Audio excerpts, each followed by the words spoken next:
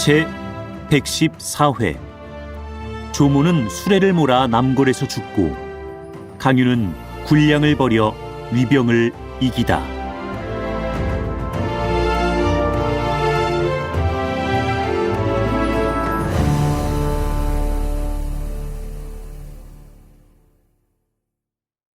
이때 강유가 영을 전해서 군사를 물리는데 요화가 나서서 장수가 밖에 있으면 임금의 영도 듣지 않는 수가 있달라고 하였소이다. 비록 조서가 내려지긴 했으나 아직 동에서는 아니 되오리다. 하고 말한다. 장익은 대장군이 해마다 군사를 일으키시는 통에 총나라 사람들이 모두 원망하고 있으니 이번에 승전을 기회로 군사를 거두고 돌아가서 백성들의 마음을 편안하게 하고 다시 좋을 도리를 생각하시는 것이 좋을 줄로 압니다. 하고 말한다. 옳은 말이요. 강유는 각 군을 순차로 물러가게 하는데 요화와 장익에게 명하여 뒤를 끊어 위병의 추격을 방비시켰다. 한편 등해가 군사를 거느리고 뒤를 쫓아와 보니 앞에 촉병의 기치가 정지하며 인마가 서서히 물러가고 있다. 등해는 강유가 무후의 법을 깊이 얻었구나 하고 탄식하며 감히 뒤를 쫓지 못하고 군사를 수습해 기산영체로 돌아갔다. 강유가 성도에 이르러 궁중으로 들어가 후주를 보고 자기를 소원한 까닭을 물었다. 경이 변경에 나가 있어 오래 회군하지 않으므로 짐이 군사를 너무 수고로이 하는 것이 근심되어 경을 부른 것이오. 별로 다른 뜻은 없소. 신이 적의 기산 영체를 탈취하여 곧 공을 세우려 하던 중에 뜻밖의 중도에서 포기해야만 했으니 이것은 등의 반간기에 빠진 것이옵니다.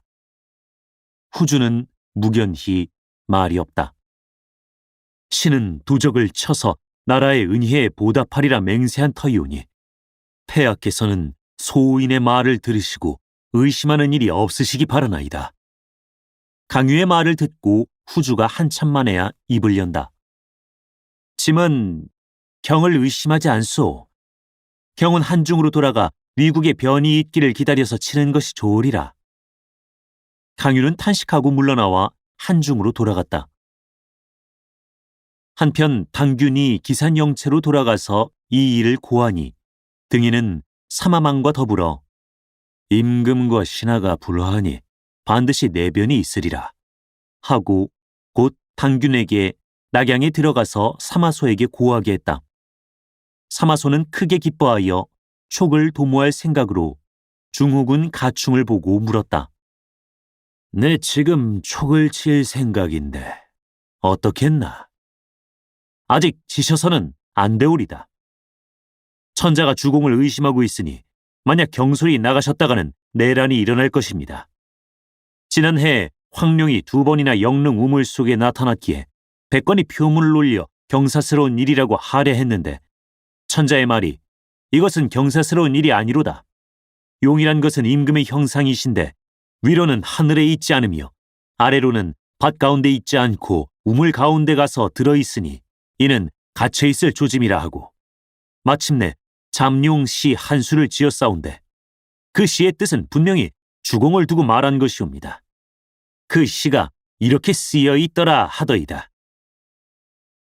슬프도다 갇힌 용이여 깊은 못으로 뛰어들지 못하노나 위로는 하늘에 날지 못하고 아래로는 들판에 보이지 않더니 우물 속에 서리고 있음에 미꾸라지와 드렁허리가 앞에서 춤추도다. 어금니를 감추고 발톱을 숨겼으니 슬프도다. 나도 또한 너와 같도다.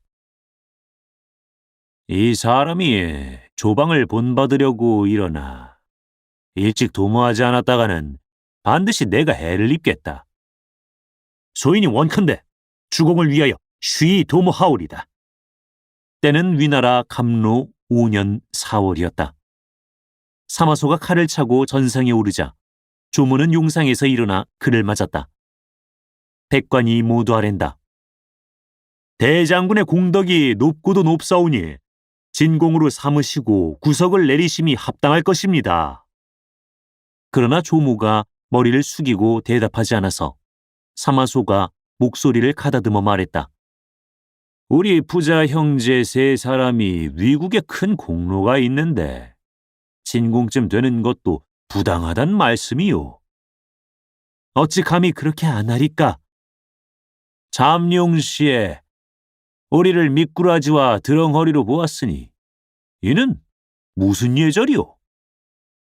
조모는 대답을 못하니 사마소는 냉소하며 전각에서 내려간다. 모든 관원이 다 송구해했다. 조모는 후궁으로 돌아가자 시중 왕침, 상서 왕경, 산기상시 왕업 등 세 사람을 불러들여 일을 의논했다. 조모는 울며 사마소가 찬역할 뜻을 품고 있음은 누구나 다 아는 바라. 짐이 앉아서 폐위당하는 욕을 볼 수 없으니 경등은 부디 짐을 도와서 도적을 치도록 하오. 하고 말하니 상서왕경이 아뢰었다. 그는 불가하옵니다. 옛적에 노소공이 계시의 전횡을 참지 못하다가 패하여 달아나 나라를 잃었소이다. 지금 모든 권세가 사마씨에게 돌아간 지 오래여서 내외 공경들이 순역의 도리를 돌아보지 않사옵고 간적에게 아부하는 자가 한두 사람이 아니오며 또한 폐하를 위하여 보유할 자가 많지 않사옵고 어명을 받을 사람이 없사옵니다. 폐하께서 만약 은인자중하시지 않는다면 화가 실로 막대하리니 부디 서서히 도모하고 급해하시지 마옵소서. 이것을 참는다면 무엇을 못 참겠소? 짐은 이미 뜻을 결정했음에 곧 죽는데도 두려울 것이 없어. 하고 말을 마치자 즉시 태후에게 고하러 안으로 들어간다. 왕침과 왕업은 왕경에게 말했다. 사세가 이미 급하게 되었는데 우리가 멸문의 화를 스스로 취할 수는 없으니 사마공 부중에 가서 말하고 죽는 것이나 면해야 할까오. 왕경은 대로하여 꾸짖었다. 임금이 근심하면 신하는 욕되고 임금이 욕되면 신하는 죽는 법인데 감히 두 마음을 품으랴. 왕침과 왕업은 왕경이 듣지 않는 것을 보자 저희들만 그 길로 사마소에게 고하러 갔다. 조금 지나 위주 조모는 안에서 나와 호위 초백에게 궁중의 수기, 창두, 관동 300여 명을 모아서 북을 치고 고함을 지르며 나가게 하는데 조모는 칼을 들고 연에 올라 좌우를 꾸짖으며 바로 남문으로 나갔다. 왕경은 임금이 탄 연 앞에 엎드려서 크게 울며 간했다.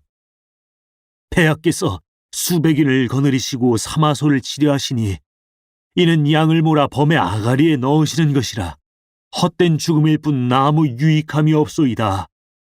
신은 목숨을 아끼는 것이 아니라 실로 이 일의 무모함을 알기 때문이옵니다. 내 군사가 이미 나갔으니 경은 막지 마라. 조모는 용문을 바라고 나가는데 이때 가충이 융복을 입고 마상에 높이 앉아 좌편의 성씨와 우편의 성제로 수천 명 철갑 금병을 거느리고 아우성치며 지쳐 들어왔다. 조모는 칼을 번쩍 들며 큰 소리로 외쳤다. 나는 천자다. 너희들이 궁중으로 돌입하니 임금을 죽이려고 이러느냐? 금군들이 조모를 보고는 모두 감히 동하지 못한다. 가충은 성제를 보고 한마디 했다. 사마공이 너를 무엇에 쓰려고 기르셨겠느냐? 바로 오늘 일을 위해서니라. 성제는 곧 극을 꼬나잡으며 가충을 돌아보고 물었다. 죽이리까? 잡아 묶으리까? 가충이 한마디 뱉는다. 사마공 분부엔 오직 죽이란 말씀만 계셨다. 성제는 극을 틀어쥐고 바로 연 앞으로 달려들었다. 필부가 어찌 감히 무례히 구느냐? 조모는 불호령을 내렸다. 그러나 말을 채 맺기도 전에 성제가 극으로 그의 앞가슴을 찔러 연에서 떨어뜨렸다. 재차 찌른 창끝이 등을 꿰뚫고 나가서 조모는 연 곁에 가 쓰러져 죽었다. 초백이 창을 꼬나잡고 대들었으나 역시 성제의 극에 찔려서 죽고 나머지 무리는 모두 도망갔다. 왕경이 뒤쫓아 이르러 가충을 보고 꾸짖었다. 역적이 어찌 감히 임금을 시살하느냐? 가충은 크게 노하여 좌우를 호령해서 그를 결박하고 사마소에게 기별했다. 사마소는 궁중으로 들어와 조모가 죽은 것을 보자 짐짓 소스라치게 놀라는 모양을 하고 머리로 연을 들이받으며 울고 각 대신에게 알리게 했다. 이때 태부 사마부가 궁중에 들어와 조모의 시체를 보자 그 머리를 들어 자기 무릎 위에 놓고 울며 배아를 시살한 것은 신의 죄로소이다 하고 조모의 시체를 관에 넣어 편전 서쪽에 모셔놓았다. 사마소는 궁중에 들어가자 백관을 모이게 했는데 상서부가 진태만이 홀로 오지 않았다. 사마소는 진태의 외숙인 상서 순의에게 그를 불러오게 했다. 진태는 크게 울며 말하는 사람들은 나를 외숙에게 견주더니 이제 봄에 외숙이 실상 나만 못하구나 하고 상복을 입고 들어와서 영전에 절하고 곡을 했다. 사마소가 또한 거짓 곡을 하며 진태에게 물었다. 오늘 일을 어떻게 처리해야 하겠소? 오직 가충을 참해야만 천하의 용서를 받을 수 있으리다. 사마소는 한동안 침음하다 다시 물었다. 다시 그 다음을 생각해 보시오. 오직 그보다 더 나아갈 수는 있어도 그 다음은 모르겠소이다. 성제가 대형무도하니 그 살을 발라내고 삼족을 멸해야겠소. 그 말을 듣자 성제는 큰 소리로 사마소를 꾸짖었다. 내 죄가 아니라 가충이 내 명령을 전해서 한 것일 뿐이다. 사마소는 그의 혀부터 먼저 잘랐다. 성제는 죽을 때까지 억울하다고 소리질렀다. 그 아우 성씨도 역시 저자에 끌려나가 참을 당했고 삼족이 모두 멸망당했다. 후세 사람이 탄식해서 지은 시가 있다.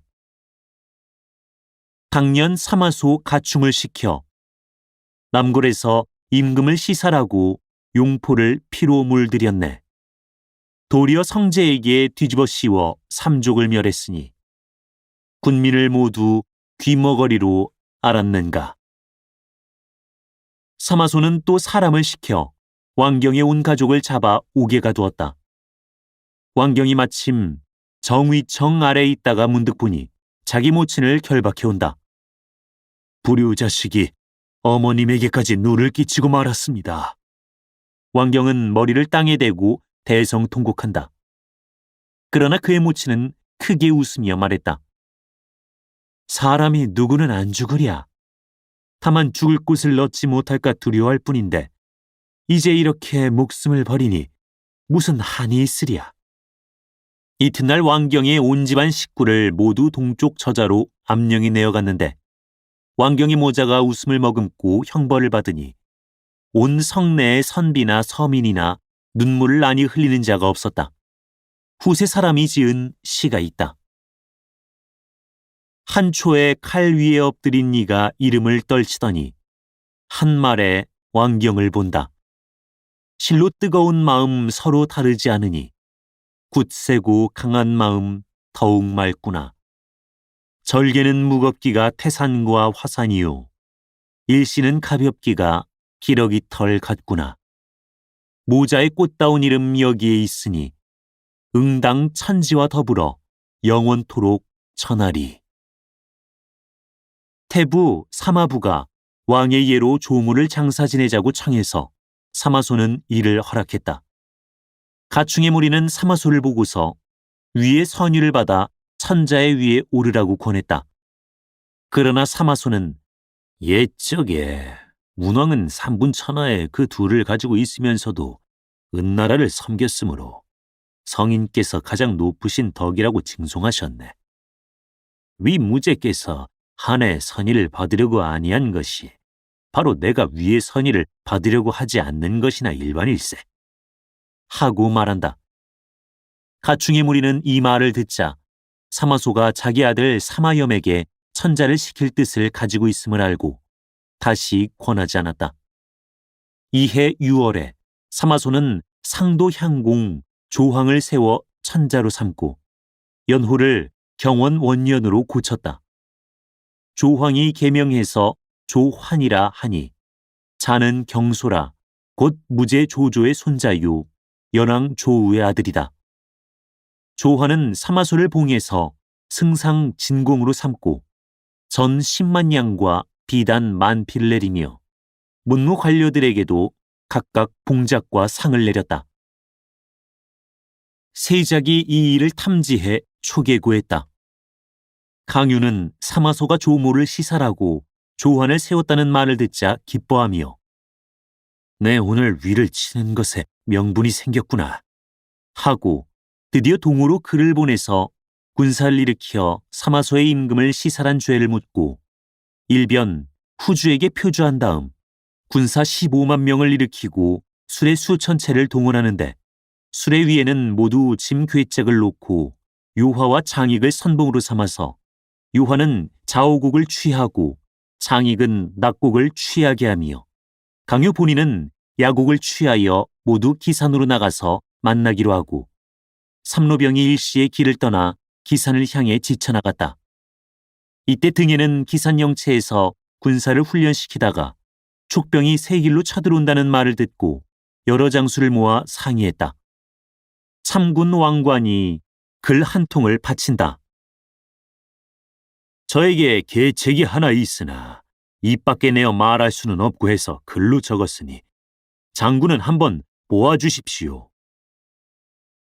등에는 받아서 펴보고 나서 웃으며 이 계교가 비록 묘하기는 하나 강유를 속이지는 못할 것 같구려 하고 말했다. 왕관은 그래도 고집한다. 저는 한 목숨 내어놓고 가보겠습니다. 공의 뜻이 굳기만 하면 성공할 수 있으리다 하고 등에는 5천 명을 내어 왕관에게 주었다. 왕관은 밤도와 야곡으로 해서 마주나가 촉병의 전대 초마와 만났다. 왕관은 우리는 위국에서 항복하러 오는 군사니 대장께 고하여 달라 하고 외쳤다. 초마가 강유에게 고하자 강유는 영을 내리어 군사들은 그 자리에 남아있고 거느리는 장수만 오라 했다.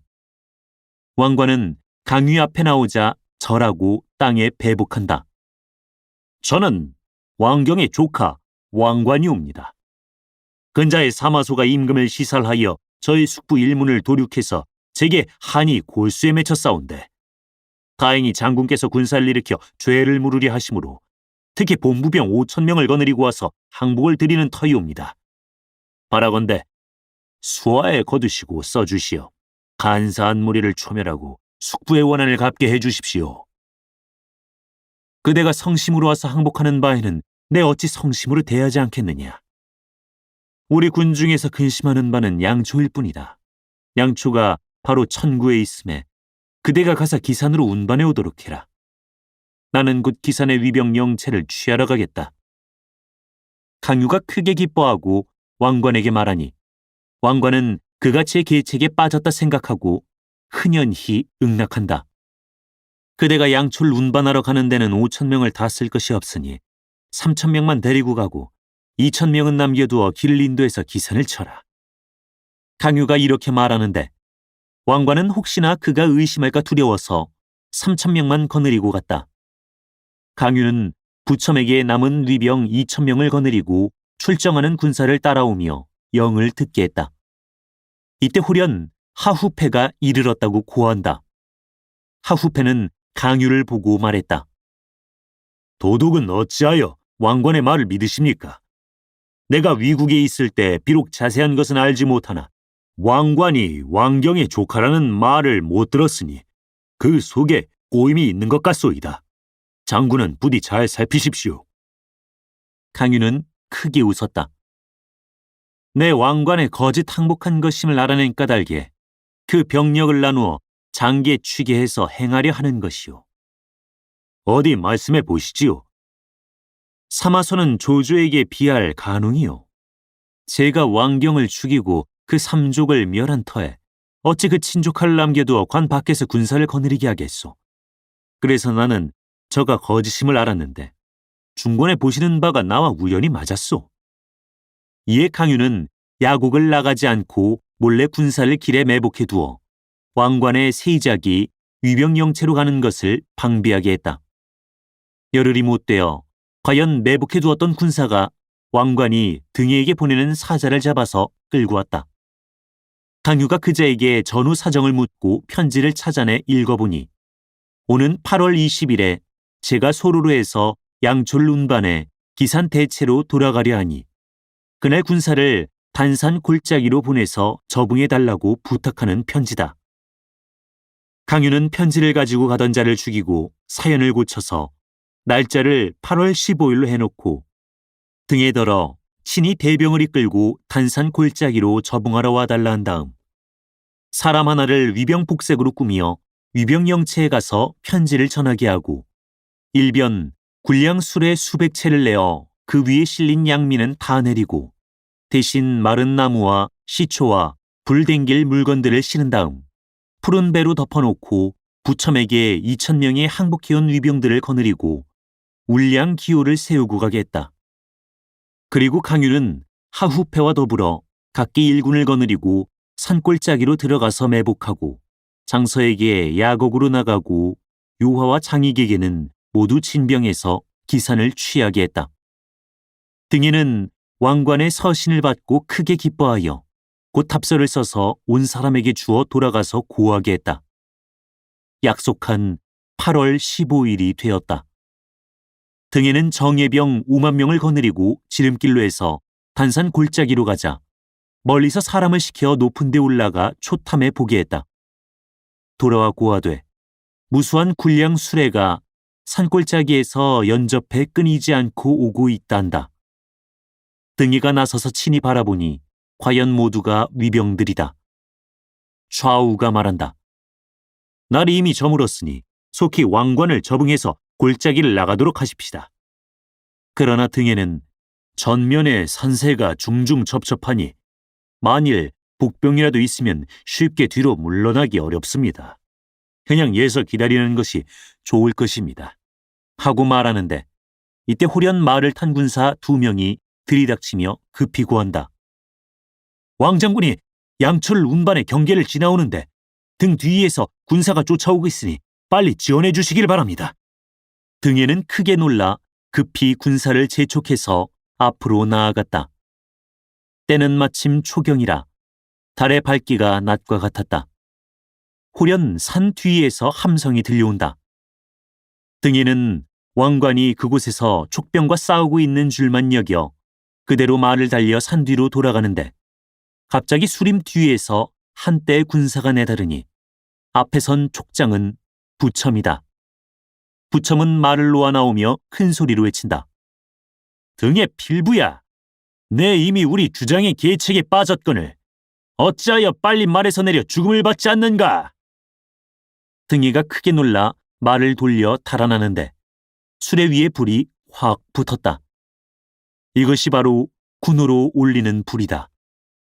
양편에서 촉병이 모두 지쳐나와 몰아친다. 일병은 혼란에 빠졌다. 이때 산상 산하에서 오직 들리는 것이 등에를 잡아오는 자는 천금상에 만후후로 봉하리라 하고 외치는 소리다. 등에는 기절초풍을 해 갑옷도 투구도 다 벗어던지고 말에서 뛰어내려 보병 틈에 섞여서 산을 타고 고개를 넘어 도망했다. 오직 말을 타고 앞선 사람만 바라보며 잡으려 들었던 강유와 하우페는 등이가 보병 속에 끼어서 빠져 달아나리라고는 생각도 못했다. 강유는 승전한 군사를 거느리고 왕관의 군량 수레를 탈취하러 갔다. 이때 왕관은 등이와 비밀히 약속하고 기일에 앞서 양초와 수레를 다 정비해놓고 거사할 날이 오기만 기다리고 있었는데 호련 신복인이 고한다. 일이 누설되어 등장군이 대패하셨는데 생사가 어찌 되었는지 모른답니다. 왕관이 크게 놀라 사람을 보내서 초탐해보게 했더니 돌아와서 하는 말이 삼로병이 애워싸고 지쳐 들어오며 등 뒤에서도 티끌이 자욱하게 일어나니 아무데도 빠져나갈 길이 없다고 한다. 왕관은 좌우에 호령하여 불을 놓아 양초와 수레들을 모조리 사르게 했다. 삽시간에 화광이 뻗치며 맹렬한 불길이 하늘을 찌른다. 사세가 급하니 모두 죽기로 싸우라.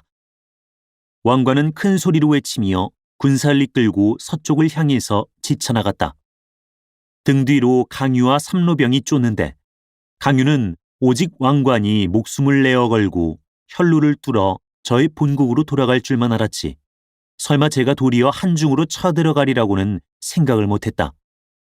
왕관은 군사가 적으므로 추병에게 붙잡힐 것이 두려워 잔도와 각처 관액을 다 불살랐다. 강유는 한중을 잃을까 저하여 등의 뒤는 쫓지 않고 군사를 이끌고 밤도와 소루로에서 왕관의 뒤를 추격했다. 왕관은 사면으로 촉병의 공격을 받자 흑룡강에 몸을 던져 죽었다.